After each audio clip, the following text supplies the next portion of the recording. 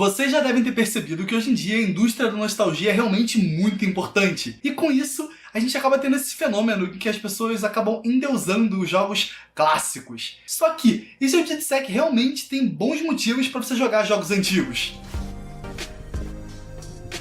Bom, antes de mais nada, é sempre bom dizer que o fato de a gente estar falando desses jogos hoje já é um dos motivos pela qual eles merecem ser jogados. Por quê? Se eles sobreviveram ao teste do tempo, né? Se eles conseguiram se manter na boca do povo até hoje, eles devem ter realmente algum valor, né? Eu, por exemplo, sou um amante ferrenho de Super Mario World, tanto que eu tenho coisas do Mario aqui espalhadas pelo quarto.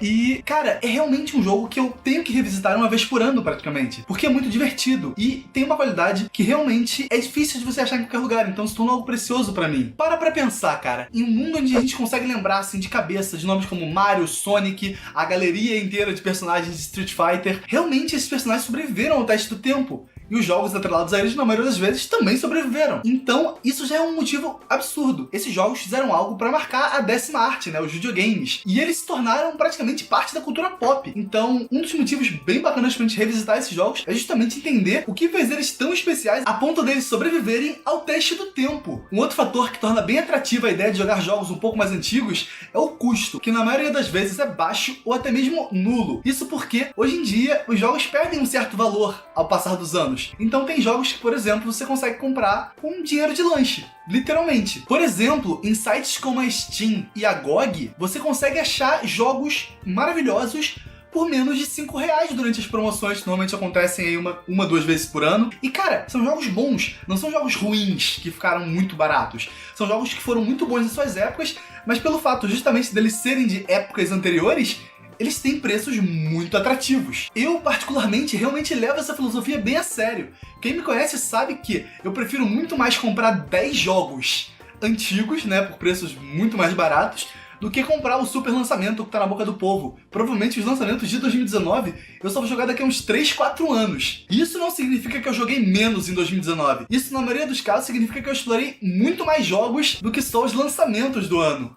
Fora que existem jogos que não estão mais disponíveis à venda, então você simplesmente consegue achar eles pela internet, espalhados em sites de abandonware, né? Softwares abandonados, que ninguém mais está vendendo ou tentando lucrar em cima. Mas deixando o computador de lado como plataforma, a gente pode falar também dos jogos para celular. A Sega, por exemplo, tem a iniciativa dela, que é a Sega Forever, que são basicamente jogos de Mega Drive disponibilizados para Android e iOS gratuitos. Tudo bem, eles têm anúncio, mas eles são gratuitos, você pode simplesmente baixar e jogar. E não é só a Sega, existe realmente uma gama de empresas que enxergaram no mobile uma opção para trazer de volta os seus clássicos. Então, por exemplo, você consegue achar jogos da série Final Fantasy também disponíveis para Android e iOS. Tudo bem que aí no caso da Square não são com preços tão acessíveis, mas bom, eles estão disponíveis numa plataforma mobile, você pode jogar onde quiser. O que nos traz ao próximo ponto, que é a praticidade. É fácil você entrar em um site no computador e simplesmente comprar os jogos da sua infância, os jogos antigos, por preços bacanas, em serviços realmente que funcionam. E não só no computador isso acontece, né? A Nintendo, por exemplo, tinha o Virtual Console, que era um serviço que permitia que você comprasse jogos antigos para as plataformas dela. Mas a Microsoft também tem algo parecido, que é o Xbox Game Pass, que te dá acesso a jogos antigos de Xbox One e Xbox 360. E nesse caso, eles ainda oferecem um modelo de negócios ainda mais interessante, porque você paga uma assinatura e tem acesso a todo um catálogo. É quase como se fosse um Netflix de jogos. E voltando a falar da Nintendo, ela fez algo parecido com o Switch. Se você assinar o Switch Online, né, que é o serviço que você tem que assinar para jogar os jogos do Switch Online, o que faz muito sentido pelo nome, você ganha jogos de Nintendinho para você jogar online, inclusive, o que não era disponível na época que o Nintendinho existia, porque a internet estava engatinhando. Uma outra vantagem que leva pessoas a jogarem jogos antigos no computador é que, por exemplo, jogos antigos rodam melhor do que jogos novos. Jogos novos pedem um computador mais potente, sendo que você pode jogar jogos antigos com todas as opções gráficas no máximo, sem ter muito problema. E essas versões, né, dos jogos que saem para celulares também são opções bacanas, porque você não precisa mais do videogame em que esses jogos foram lançados, por exemplo. Seu celular tá ali sempre com você. Você pode simplesmente jogar ele no ônibus e tal. E é fácil. Você só entra na lojinha de aplicativos, compra o jogo,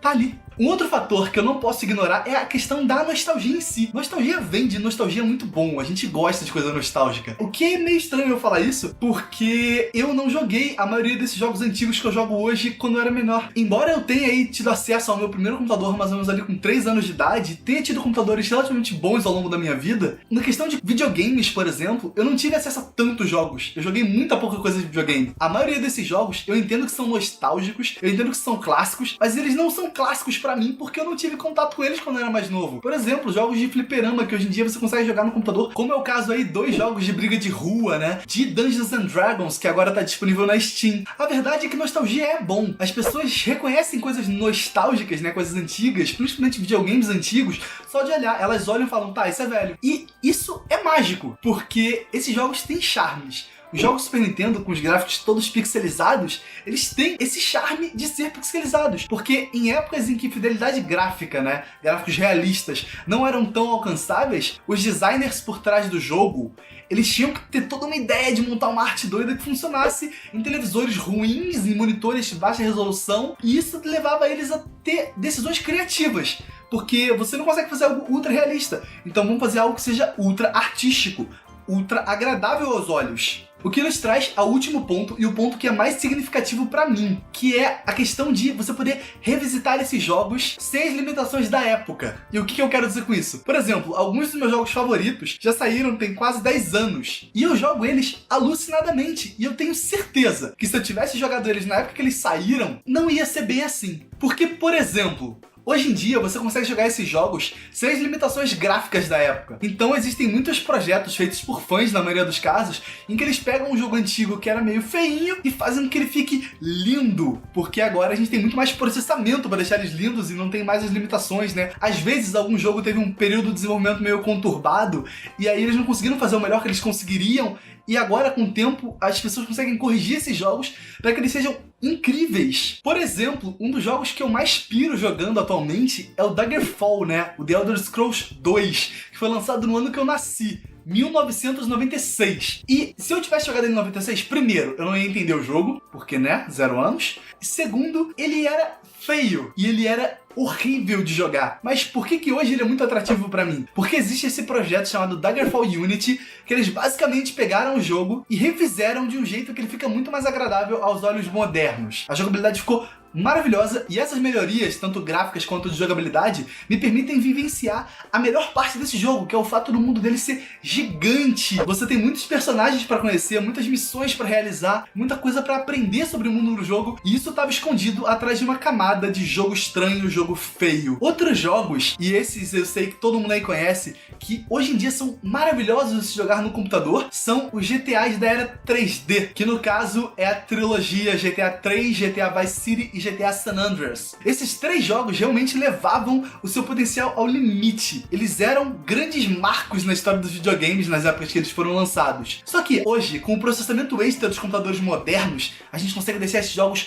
incríveis. Tanto que só alguns meses atrás eu finalmente consegui gostar pra caramba desses jogos. Porque eu joguei ele com melhorias de qualidade de vida, né? Com a câmera melhor, com texturas mais bonitas, gráficos mais bonitos, um frame rate mais estável. E todas essas melhorias são distribuídas de graça pra quem tem os jogos. É só uma questão mesmo de você ir lá no site, baixar, colocar na pasta do jogo e tá feito. O jogo tá bonito, o jogo tá incrível e agora você consegue vivenciar tudo que os desenvolvedores planejaram e tudo que eles não conseguiram colocar dentro do jogo, né? Às vezes por uma questão de tempo, às vezes porque a tecnologia não tava lá ainda, eles tinham ideias ambiciosas demais pro que os computadores e videogames da época conseguiam suportar. Por exemplo, nesse exato momento está sendo desenvolvido e testado a modificação Render Hook para GTA San Andreas. E o que essa modificação faz, basicamente, é dar a um jogo relativamente antigo características gráficas de um jogo relativamente mais recente. No caso, Render Hook consegue colocar funções do DirectX 11 no GTA San Andreas.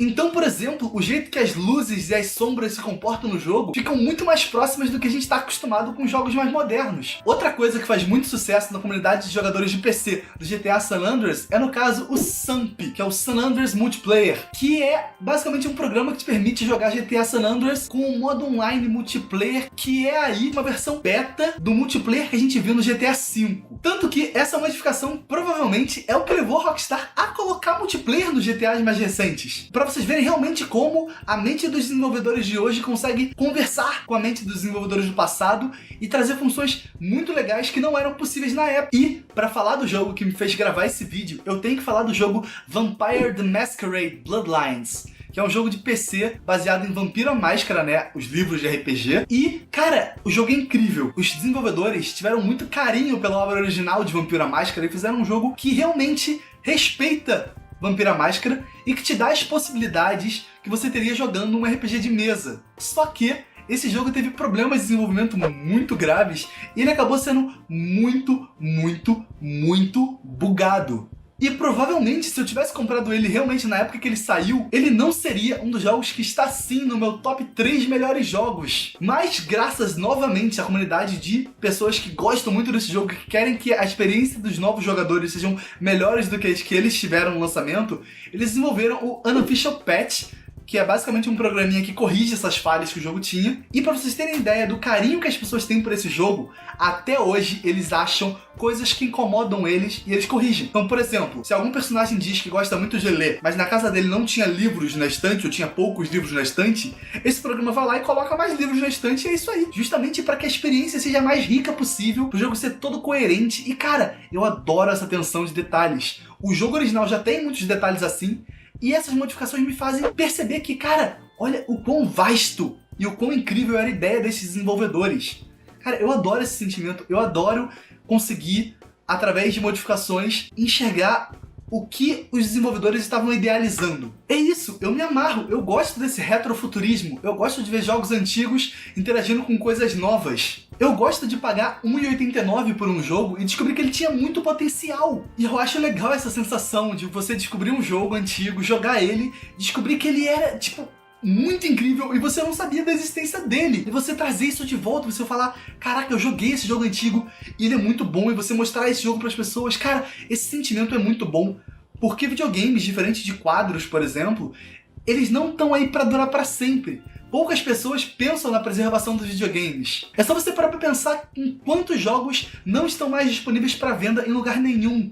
Então, jogos que você, na teoria, não consegue achar para jogar. Cara, quando você joga esses jogos antigos que ainda estão disponíveis, você mostra para as empresas que, sim, a gente quer jogar esses jogos. Deem maneiras pra gente jogar esses jogos, por favor. A qualidade, a praticidade, o baixo custo e esse sentimento de poder dar uma chance para jogos que não tiveram tanta chance é o que me faz gostar tanto dos jogos antigos, e eu acho que é tudo que uma pessoa que quer se aventurar aí pelo mundo dos jogos precisa saber para dar uma chance também. Eu sou o Matheus Oliveira, esse aqui foi mais um Nerdlog, e esse vídeo vai ficando por aqui.